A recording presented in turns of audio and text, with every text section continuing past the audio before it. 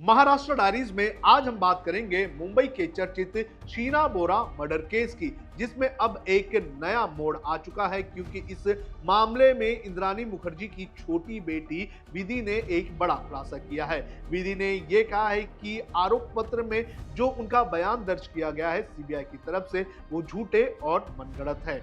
क्या कहा है विधि ने अपने स्टेटमेंट में, यह आपको बताएंगे, और कैसे इस पूरे मामले में नया ट्विस्ट आया है ये भी आपको बताएंगे। इसके अलावा बात करेंगे तबलीगी जमात की, जिसको लेकर एक बार फिर से सुरक्षा एजेंसियों ने अलर्ट जारी किया है। किस तरह का यह अलर्ट और कौन सी वीजा शर्तों का उल्लंघन तबलीगी जमात की तरफ से किया जा रहा है ये भी आपको बताएंगे। साथ ही साथ बात करेंगे अंडरवर्ल्ड डॉन अरुण गवली की, जिन्हें लगभग 15 साल बाद कोर्ट से जमानत मिल चुकी है और वो जेल से बाहर आए हैं। चलिए विस्तार से इन तीनों खबरों की चर्चा करते हैं। नमस्कार, आप देख रहे हैं लोकतंत्र हिंदी। मेरा नाम है सुन कनौजिया।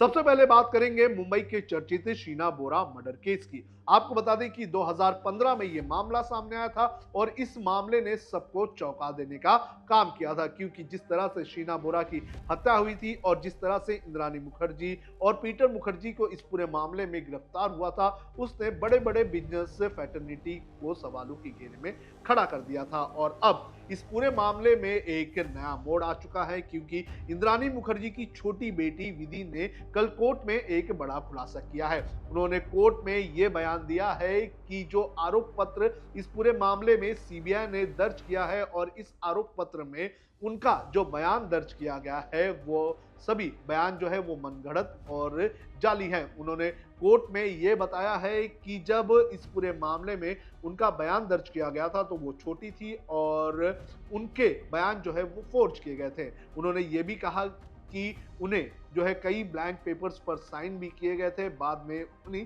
ब्लैंक पेपर्स में उनके बयानों को लिख दिया गया। साथ ही साथ उन्होंने ये भी कहा कि कुछ ईमेल के प्रिंटआउट्स भी निकाले गए थे जिस पर उनका साइन लिया गया, उसके बारे में उन्हें कोई भी जानकारी नहीं थी। तो इस तरह की जानकारी आने के बाद इस पूरे मामले में अब एक नया मोड़ सामने आया है। साथ ही साथ विधि ने यह भी बताया है कि इंद्राणी मुखर्जी जो कि उनकी मां है, उन्हें फंसाने की एक तरह से साजिश भी रची गई थी। उन्होंने अपने बयान में यह भी कहा है कि इंद्राणी मुखर्जी के गिरफ्तार होने के बाद उनके गहने और उनके बैंक से लगभग 7 करोड़ रुपए निकाले गए हैं। इस पूरे मामले में विधि ने उनके भाई रॉबिन और पीटर मुखर्जी के बेटे राहुल पर आरोप लगाया है। आपको बता दें कि रॉबिन जो है वो इंद्राणी मुखर्जी के पहले पति के बेटे थे और इसके अलावा जो विधि है वो इंद्राणी मुखर्जी के दूसरे पति यानी कि संजीव खन्ना की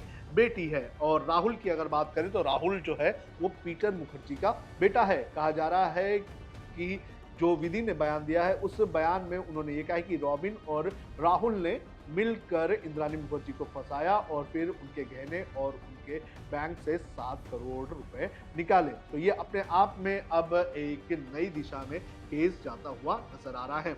आपको बता दें कि 2015 में ये मामला सामने आया था। शीना बोरा जो है वो इंद्राणी मुखर्जी की बेटी थी, लेकिन जब पीटर मुखर्जी के साथ इंद्राणी मुखर्जी ने शादी की थी तो उस वक्त इंद्राणी ने पीटर को यह बताया था कि शीना बोरा उसकी बहन थी। लेकिन कुछ सालों बाद जो शीना बोरा थी वो अचानक गायब हो गई थी और उसके बाद अचानक ये मामला सामने आया था जब मुंबई पुलिस, खार पुलिस ने खार सबवे के पास से श्यामवर राय जो कि इंद्राणी मुखर्जी का ड्राइवर था, उसे गन के साथ गिरफ्तार किया था। और इस मामले में जब उससे पूछताछ की गई थी तो श्यामवर राय ने यह बताया था कि ये गन जो है वो शीना बोरा का है। और उसके बाद इस पूरे मामले में उससे पूछताछ की गई तो उसने खुलासा किया कि उसने इंद्राणी मुखर्जी और इंद्राणी मुखर्जी के पहले पति जो संजीव कुमार है, उन तीनों ने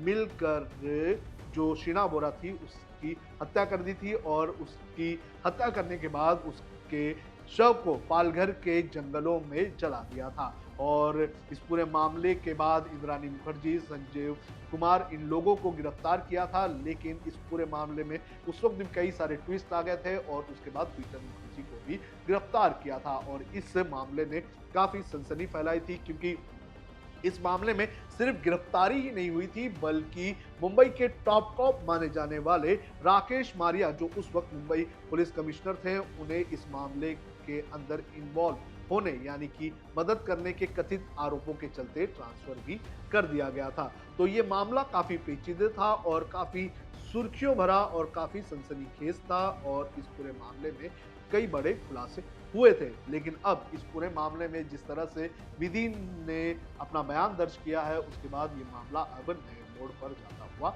नजर आ रहा है। आपको यहाँ ये भी बता दूं कि इस पूरे मामले में जो भी आरोपी थे, सब इस वक्त जमानत पर है। इंद्राणी मुखर्जी भी इस वक्त बाहर है, उनके पहले जो दूसरे पति है संजीव खन्ना, वो भी बाहर है। इसके अलावा पीटर मुखर्जी भी जेल से बाहर आ चुके हैं। तो ये मामला काफी पेचीदा है, लेकिन इस बयान के बाद इस पूरे मामले में अब नया मोड़ आता हुआ नजर आ रहा है। अब बात करते हैं तबलीगी जमात की। आपको बता दें कि कोविड के दौरान तबलीगी जमात काफी चर्चा में आया था, जो उनके ऊपर कई सारे आरोप लगे थे। लेकिन अब जो सुरक्षा एजेंसीज हैं, उन्होंने तबलीगी जमात को लेकर एक अलर्ट जारी किया है। दरअसल ये अलर्ट खासतौर पर महाराष्ट्र के लिए जारी किया है और कहा गया है कि कई सारे जो तबलीगी जमात से जुड़े हुए लोग दूसरे देशों से भारत आ रहे हैं, वो लोग ऐसी एक्टिविटीज में शामिल हो रहे हैं जो वीजा शर्तों के खिलाफ है। जो अलर्ट जारी किया गया है, उस अलर्ट में ये कहा गया है कि कई सारे तबलीगी जमात के लोग जो है वो मुंबई और महाराष्ट्र में आ तो रहे हैं, लेकिन वो यहाँ आकर अपने धर्म का प्रचार कर रहे हैं।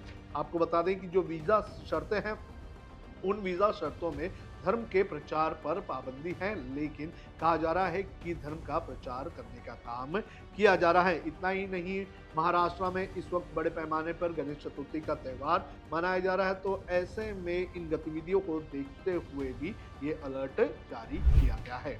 अब बात करते हैं अंडरवर्ल्ड डॉन अरुण गवली की। आपको बता दें कि सुप्रीम कोर्ट ने आज अरुण गवली को जमानत दे दी, जिसके बाद नागपुर सेंट्रल जेल से अरुण गवली लगभग 15 साल बाद बाहर आए हैं। आपको ये भी बता दूं कि अरुण गवली को शिवसेना के एक पार्षद की हत्या के मामले में 2012 में जेल में डाल दिया गया था और उम्र कैद की सजा सुनाई गई थी और उसके बाद से ही लगातार अरुण गवली जेल में थे और अरुण गवली बीच बीच में पैरोल पर बाहर आते थे। और अब अरुण गवली ने लगभग 15 साल जेल में काट दिया है, जिसके बाद सुप्रीम कोर्ट ने आज अरुण गवली को जेल से बेल देने का काम किया है। आपको बता दें कि अरुण गवली मुंबई के भाईकला इलाके में रहने वाला एक ऐसा डॉन था जिसने कहीं ना कहीं अंडरवर्ल्ड डॉन दाऊद इब्राहिम को चुनौती दी थी। अरुण गवली विधायक भी बने थे और उन्होंने चुनाव भी लड़ा था। हालांकि अब अरुण गवली आगे क्या करेंगे, ये देखना बेहद ज्यादा जरूरी है। तो ये थी महाराष्ट्र डायरीज की आज की खबरें। देश और दुनिया की खबरों के लिए आप देखते रहिए लोकमत हिंदी।